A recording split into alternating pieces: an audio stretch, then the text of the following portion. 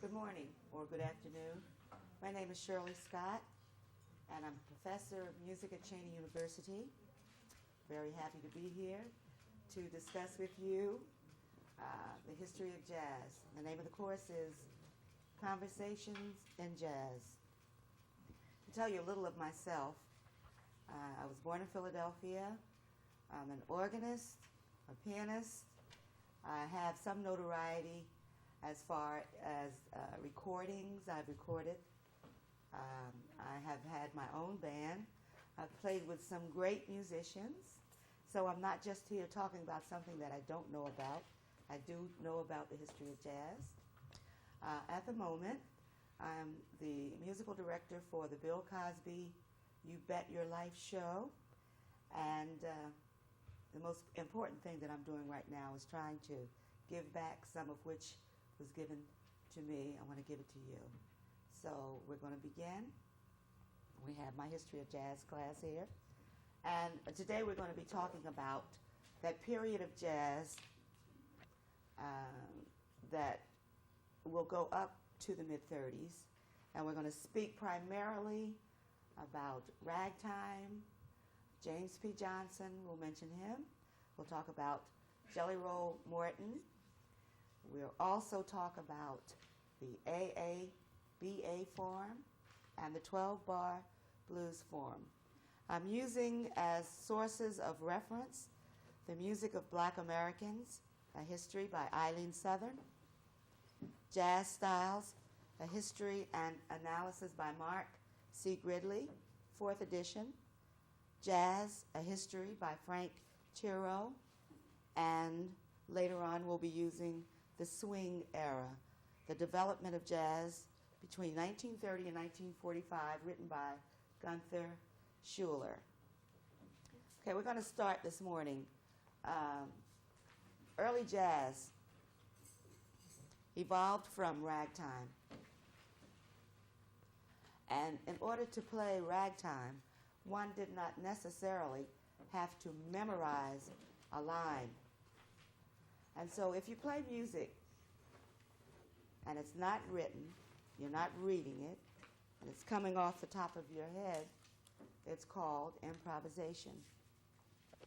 And two characteristics of jazz, two very important characteristics of jazz is polyrhythms and, what did I just say? Improvisation, correct. So we're going to be talking about those two things. And although James P. Johnson was called the father of stride piano, today we're going to talk about Jelly Roll Morton. Jelly Roll Morton was a stride piano, but he bridged the gap between ragtime and stride piano. Does anyone here know anything about the accomplishments of Jelly Roll Morton? Why was he notable? Does anybody have any idea? He was the first what? Yes. Jazz composer. He was considered to be the first jazz composer. Does anyone know why? When you compose, you're improvising instantaneously. And so he was playing and he was composing at the same time. Many compositions written by Jelly Roll Morton were made famous by other bands. Can anyone give me a name of one of his compositions? King Porter Stomp. King Porter Stomp. Yes, Pam. I heard that, I read in the book, in a jazz book, that Jelly Roll Morton and King Porter wrote King Porter Stomp. Mm-hmm. And they had problems composing it, so they sent it to Scott Joplin, and he finished it and sent it back to Jelly Roll Morton. But Jelly Roll Morton waited so long to publish it that King Porter and Scott Joplin died before it was finished. Yeah. So he named it King Porter Stomp after King Porter. Thank you very much, ma'am. Okay. What other compositions? Wild Man Blues. Wild Man Blues, correct? Please, a little louder. Wolverine Blues. There were just a few of some of his composition.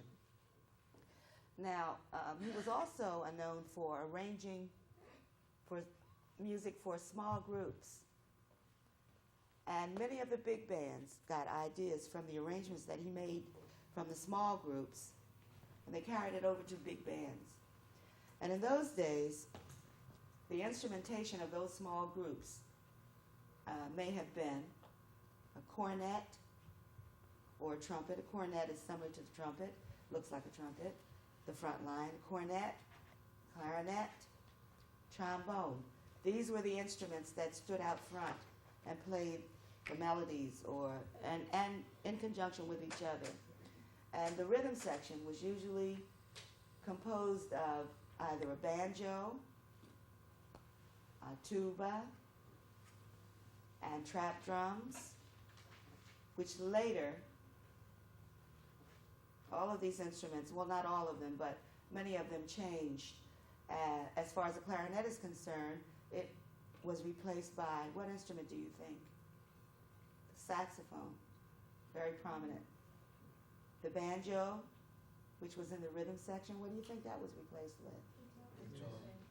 Or piano, guitar or piano. And instead of a bass fiddle, the early groups used the tuba. But that was kind of cumbersome, and so they later changed that to the string bass or the upright bass. Now, very important in any combo is the rhythm section. And the rhythm section does exactly what it says it does. It keeps the rhythm. The rhythm sections that we know today would consist of a bass, drums, guitar, and or piano. And the bass has a style of playing which is called walking. And it sounds like this. It's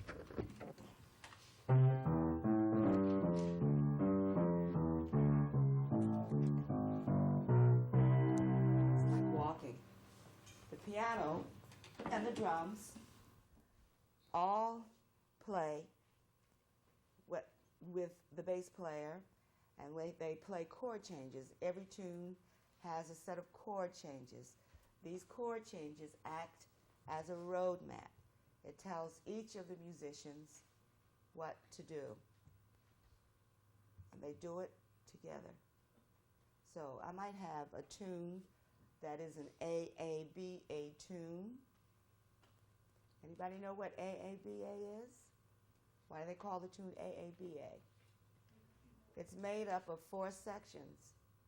How many bars in each section? 8. Which makes the tune a 32-bar tune. The first strain is an A section. The second strain is an A section, which sounds like the first strain. The third strain is called a B section. Why is this called a B section? Because it's different from the first 2.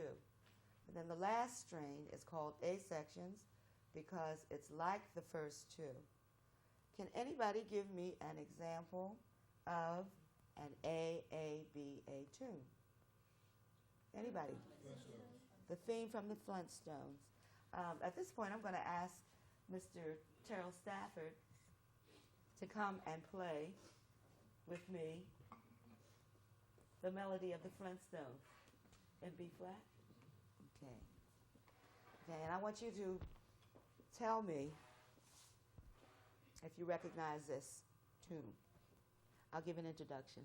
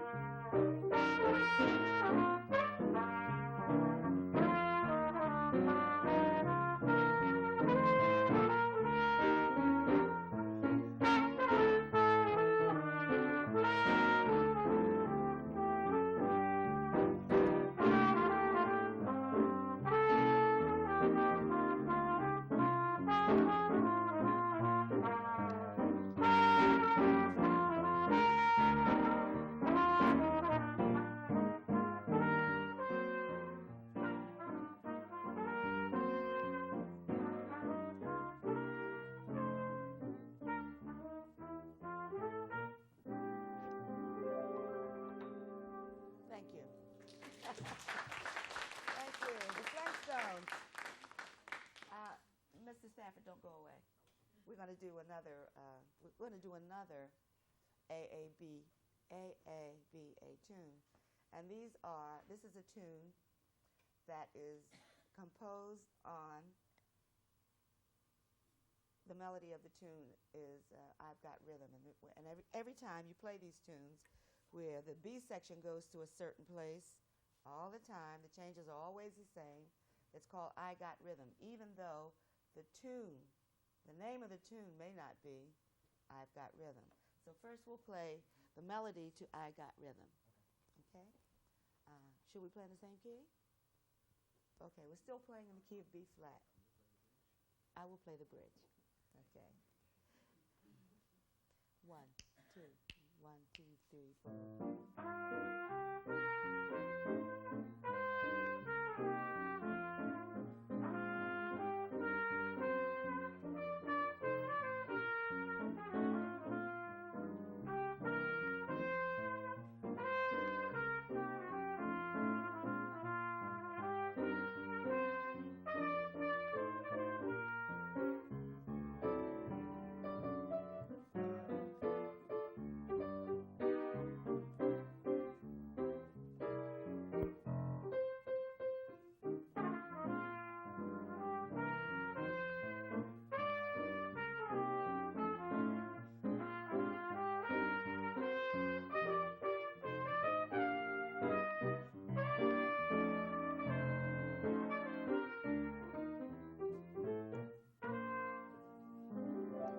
As you can see, this is an unrehearsed session, which is common when jazz musicians get together and they do what they call jamming.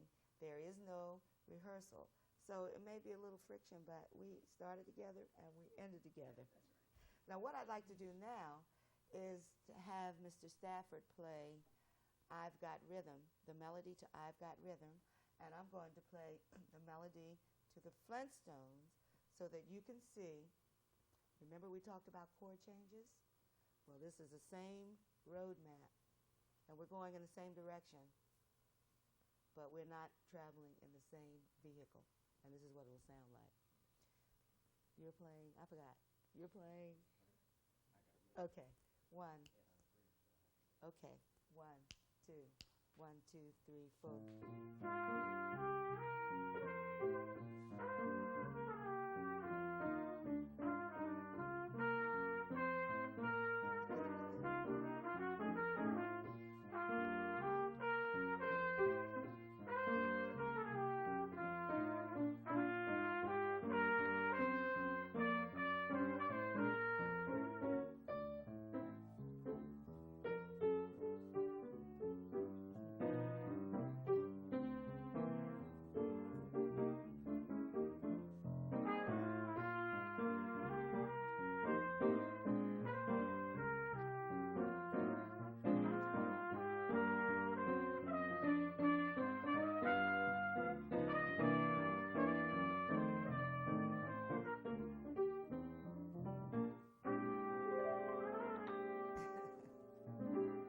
Did you hear any dissonance there? You know what I mean by dissonance?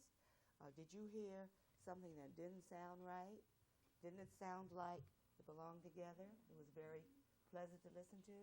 That's because we both, in the back of our heads, knew that the chord changes were the same. And so we just followed. We followed those same chord changes. Now, we played melody there. And what did I say are the two characteristics common to jazz? Improvisation and polyrhythms. What is improvisation? To do something spontaneously. What do you do spontaneously? You're playing and composing at the same time. And there's nothing written. It all comes from your head. You don't know what it is you're going to play before you play it because it is spontaneous. So now, Mr. Stafford, would you take a solo on those changes? Maybe 2 choruses? Okay. You can play the melody first, and then we'll take another chorus where you will improvise.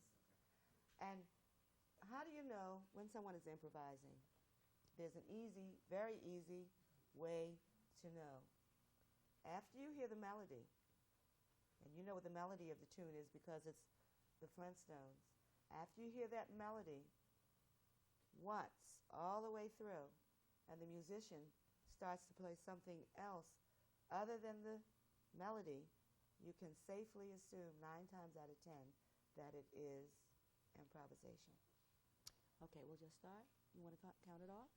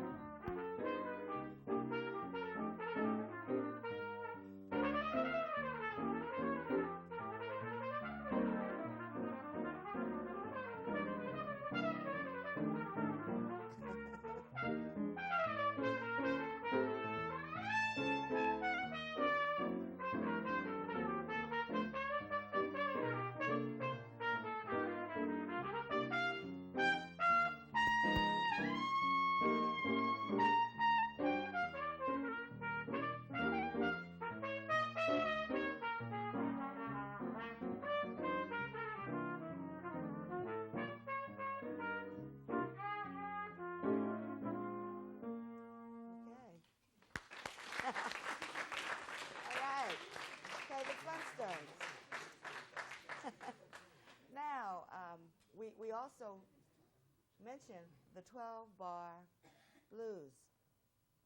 We also said that the blues does not necessarily have to have words.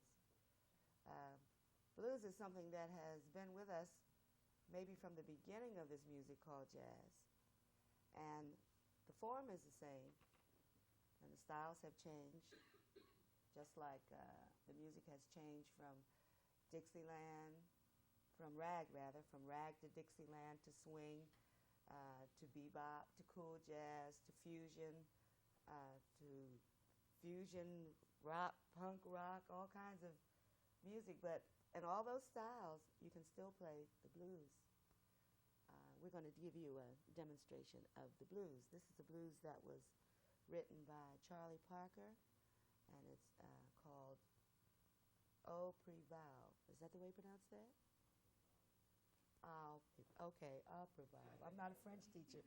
Au Prof. It's a blues. It's a 12-bar blues. And first what we want to do is to play the melody of this blues just once so they can count the 12 bars. And then we're going to take, each of us are going to take solos on the 12-bar tunes.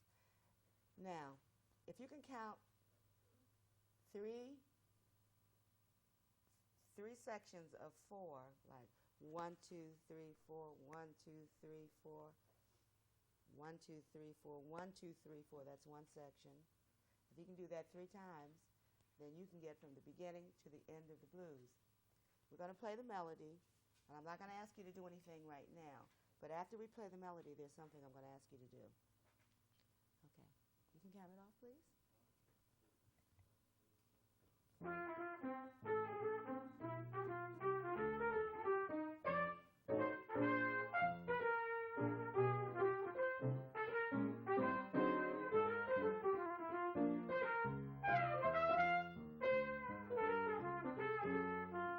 Okay, that was 12 bars.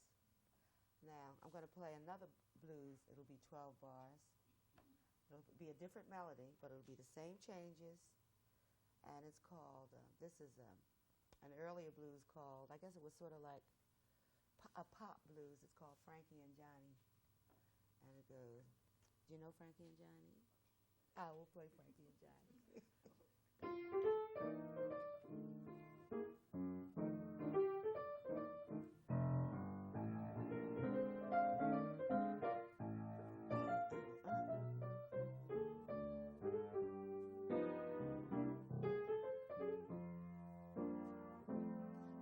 That was also 12 bars. Now, I want you to count 12 bars.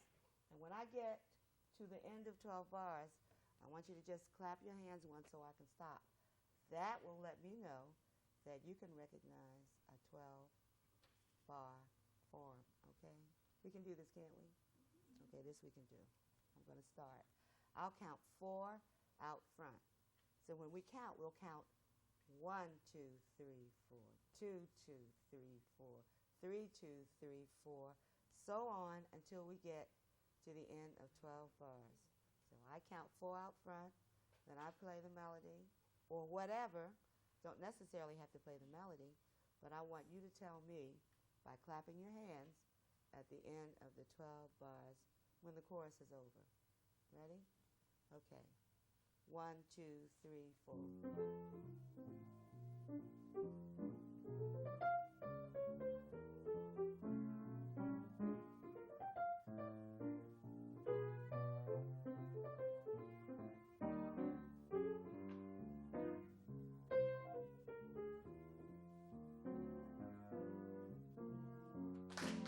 Very good.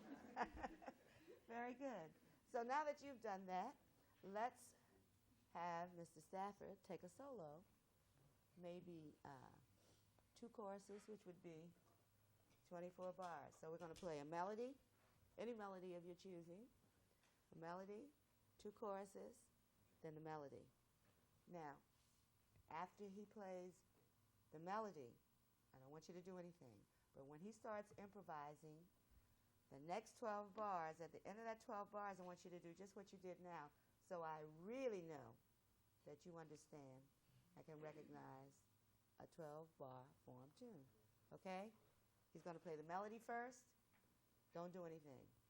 Then he's going to improvise. And at the end of the first chorus of improvisation, I want you to clap your hands like you did before. Okay? Okay. Yes, you would count it off for me, please?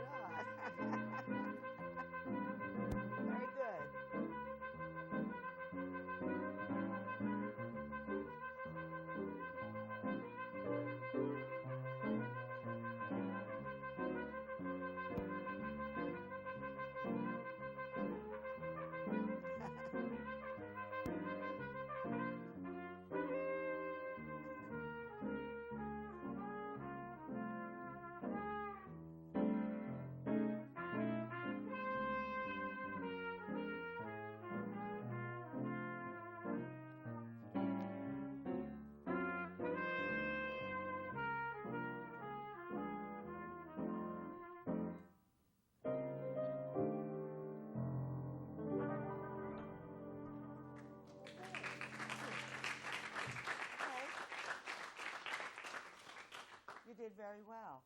You did extremely well. Now, if you can count 12 bars, then you can count 4 bars, and you can count 8 bars, and you can count 16 bars, and so on and so on. Now, what we're going to do now is we're going to play an AABA tune And we're going to do what is commonly done with a lot of jazz bands, and we're going to trade eights. What that means is after we play the melody, after the melody has been established, there's going to be 8 bars where the trumpet plays, and 8 bars where the piano plays, and so forth, and so on. And we're going to do 2 choruses like that. Then I'm going to stop and ask you to do something. Okay? A rhythm tune? We could use the same, whatever. Yes, we'll play a melody. Then we'll play 2 choruses of 8 trading 8s. You will start. You will start. Okay, you count it off? Yes.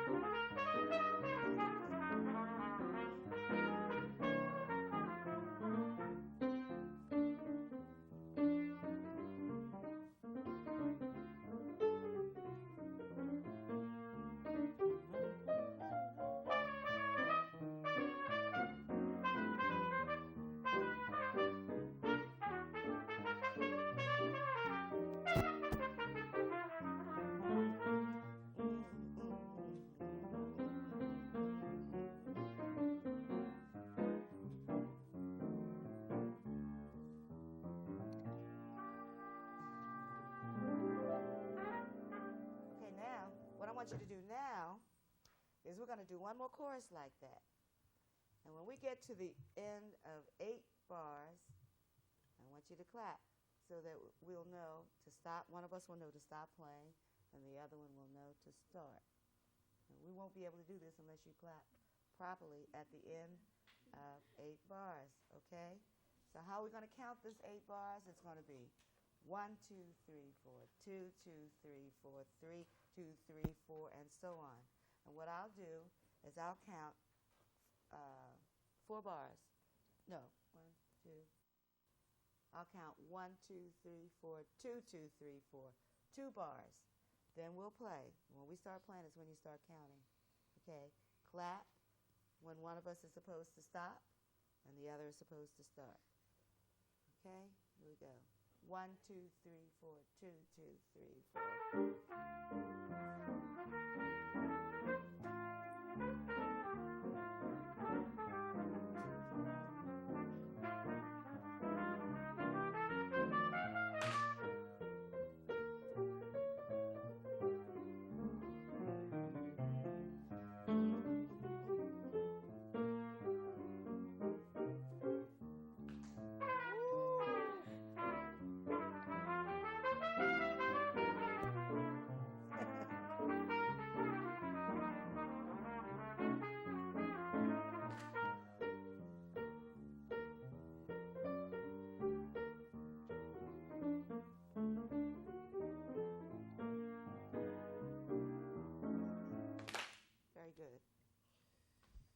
Very good. Okay, so we know 8, we know 32, we know 12.